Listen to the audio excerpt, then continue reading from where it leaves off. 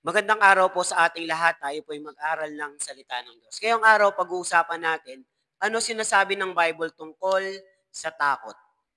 So, ano ba yung mga kinakatakutan natin ngayon lately? Sa buhay po natin, sa family natin. Alam niyo po, ang Bible ay maraming sinasabi tungkol sa takot. So, ito ay tinutukoy sa dalawang paraan. So, dalawang paraan po, tinutukoy sa dalawang paraan. Unang-una, pag sinabing takot, takot sa Diyos or fear of the Lord. Ayun yung unang takot, yung takot mo sa Diyos. Ito ay hindi to takot sa mga pangamba natin, sa kakainin natin, sa dadamitin natin, ah, sa future natin. Hindi po gano'n yung takot. Pero kundi paggalang, pagkamangha at pagkilala sa kapangyarihan at kabanalan ng Diyos. Diba? O pagkilala sa Diyos o pagkilala sa kabanalan po ng Diyos. Ito ay uri ng takot na hinihikayat ng Bible. Diba? Ito yung takot na hinihikayat ng Bible po sa atin. Unang-una, ano po yung mga text po natin? Sa Kawikaan 1:7, 1:7. Sabi po doon, ang pagkatakot sa Diyos o sa Panginoon ay pasimula ng kaalaman.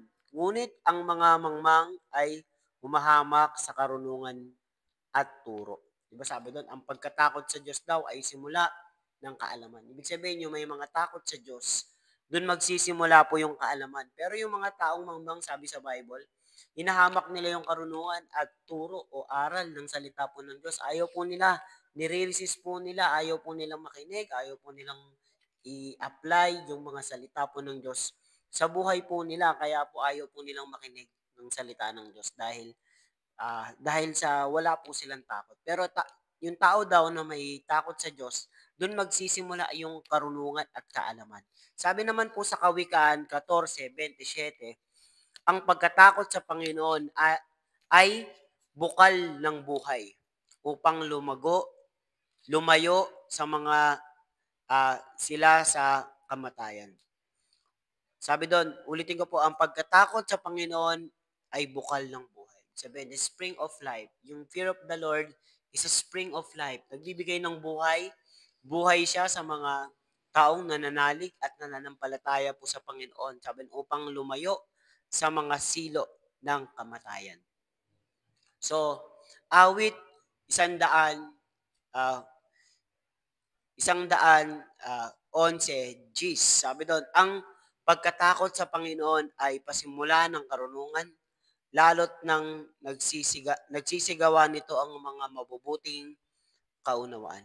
Lahat ng nagsisigawa nito ay may mabuting kaunawaan. Ibig sabihin, ang banal na takot ay nagbibigay ng galang sa Diyos at nagdadala ng matuwid na pamumuhay. Ibig sabihin pala, yung takot natin kay Lord ang nagdadala sa atin sa matuwid na pamumuhay. Di ba? Ibig sabihin, kapag tayo pala may takot sa Diyos, maayos yung buhay natin. Ibig sabihin, hindi tayo mapapariwara, hindi tayo maliligaw ng landas dahil nagkaroon nga tayo po ng tinatawag na takot sa Diyos sa buhay po natin. Or fear of the Lord, sabi is the beginning of knowledge. Fear of the Lord is the beginning of wisdom. Ayun po yung sinasabi po doon. So, ayun yung unang-unang takot. Unang-unang sinasabi sa Bible patungkol sa takot, yung takot una natin sa Diyos. Pangalawa, takot sa mundo o mga pangyayari. 'Di ba? Ganito ang uri ng takot ay hindi galing sa Diyos, na hindi galing po sa God o kay Lord. Ito yung mga takot na alam mo na hindi galing to sa Diyos kasi itong fear na to parang inilalayo ka pa sa Diyos eh. Madalas, humahadlang pa ito sa pananampalataya at kapayapaan. Nawawalan ka ng pananampalataya mo kay God at kapayapaan sa puso, sa isipan, no, sa paglilingkod sa Diyos, 'di ba? Kapag babahagi ng salita ng Diyos, ganun po, no, nawawala yung takot natin kay Lord dahil sa takot sa mundo o sa pangyayari dito sa mundo. So, pinapaalalahanan tayo ng Bible na huwag matakot kundi magtiwala sa Diyos. Pinapaalalahanan tayo ng Bible na huwag tayong matakot kundi magtiwala lamang tayo sa Diyos. Tignan po natin yung Bible no, sa 2 Timothy 1:7, sabi po sa Tagalog, sapagkat ang Diyos ay hindi nagbibigay sa atin ng espiritu ng takot, kundi ng kapangyarihan, pag-ibig at ng maayos na pag-iisip. Sabi ng takot daw, ang Diyos daw hindi nagbibigay ng espiritu ng takot. Kasi galing yun sa demonyo, espiritu ng takot. Kundi ng kapangyarihan, nagbibigay si Lord ng kapangyarihan, pag-ibig, at ng maayos sa pag-iisip. Sabihin yung maayos pala ng kaisipan ay galing mismo sa ating Panginoong Diyos. Sabi naman po sa Isaiah 41:10, huwag kang matakot sapagkat ako'y sumasa inyo.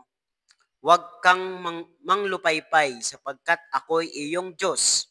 Palalakasin kita o tutulungan kita. Sabi niya, huwag kang matakot sapagkat ako'y sumasa inyo. Kasama mo ako, sabi ni Lord. Huwag kang manglupaypay sapagkat ako'y ang iyong Diyos. Palalakasin kita o tutulungan kita. Ayun po yung sabi ng Panginoon sa Isaiah chapter 41 verse 10. Sabi naman po sa Pilipos 4:6-7 or Philippians chapter 4 verse 6 to 7, huwag kang mabalisa tungkol sa anumang bagay. Ba, yan nagsisimula, takot po yan, yung nababalisa ka tungkol sa anumang bagay, kundi sa lahat ng bagay sa magitan ng panalangin at pagsumamo ng may pasasalamat ay ipahatid ninyo ang inyong mga kahilingan sa Diyos. Sabi niya, huwag kayong mabalisa, kundi manalangin, manampalataya, magsumamo, magpasalamat, at ibatid natin yung mga saloobin natin sa ating Panginoon. Ayun po yung sinasabi ng ibig sabihin ng fear tungkol sa Bible. Una, takot sa Diyos. Pangalawa, takot sa mundo o sa mga pangyayari dito sa mundo o sa buhay o sa sitwasyon po natin. Maraming pong salamat. Tayo po ay mananalangin. Panginoon, marami pong salamat sa panibagong araw na binigay mo po sa amin. Lord, ano man po yung mga takot sa puso namin, mga dalahin namin, Lord, alisin mo po yung mga takot na hindi po galing po sa inyo, Panginoon.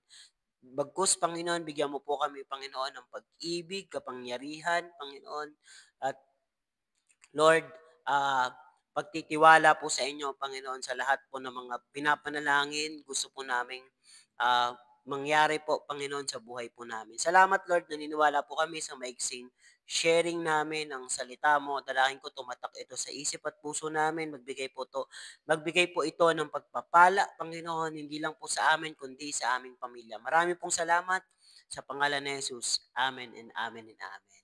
Kung nagustuhan mo tong video, consider to like, comment, and subscribe.